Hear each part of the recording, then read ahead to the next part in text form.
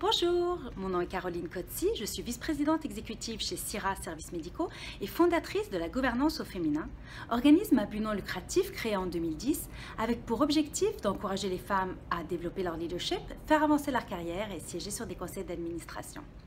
Le 3 février 2016, j'ai eu l'immense honneur de recevoir en entrevue, en direct de l'Assemblée nationale à Paris, la députée Marie-Jo Zimmermann, auteure de la loi Copé-Zimmermann, qui prévoit 40% de femmes dans les conseils d'administration en France d'ici 2017, Lucile Desjonquers, fondatrice de Femmes au cœur des conseils. Lucile recrute des femmes de talent au Québec comme en France pour siéger sur des conseils d'administration partout en Europe.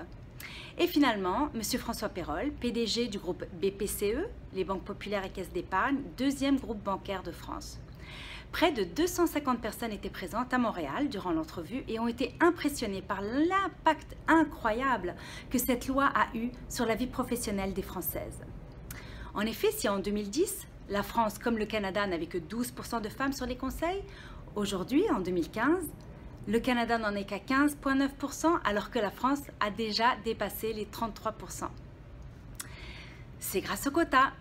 M. Perrol nous a expliqué jusqu'à quel point cette loi avait été instrumentale et salutaire pour réussir à faire imposer une mixité plus grande en France. Selon lui, cette mixité est non seulement souhaitable, mais elle est tout à fait incontournable, car toutes les études le démontrent. Les entreprises qui ont une meilleure représentativité féminine dans les instances décisionnelles performent mieux financièrement.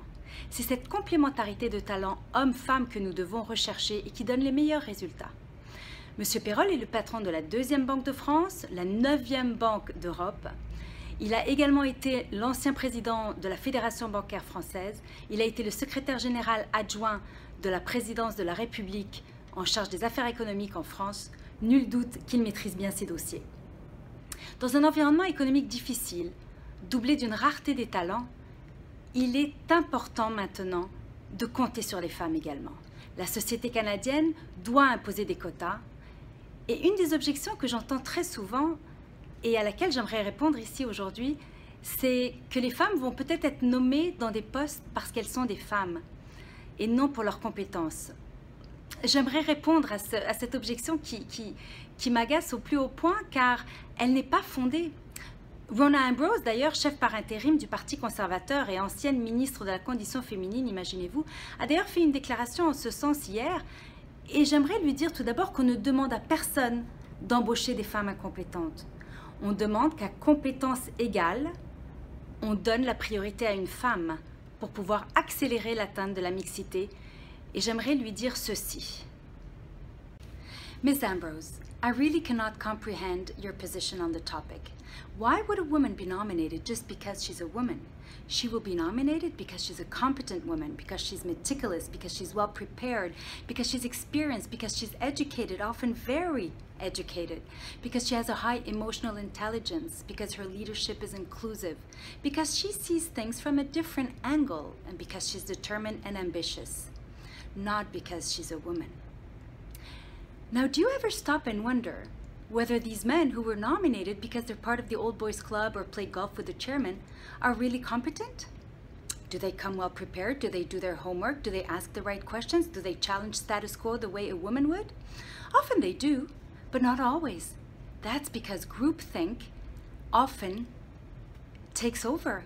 When everybody looks alike, when everybody thinks alike, well, decisions are made hastily, and a woman could make a real difference. So I would recommend a more progressive view on the topic, and since corporate Canada has yet to demonstrate how they can help women through the glass ceiling, I believe it's a political responsibility to impose quotas. With 85% of men on boards, we need a change, and quotas are the only way to accelerate change and help our society and our organizations become stronger with a better feminine representation.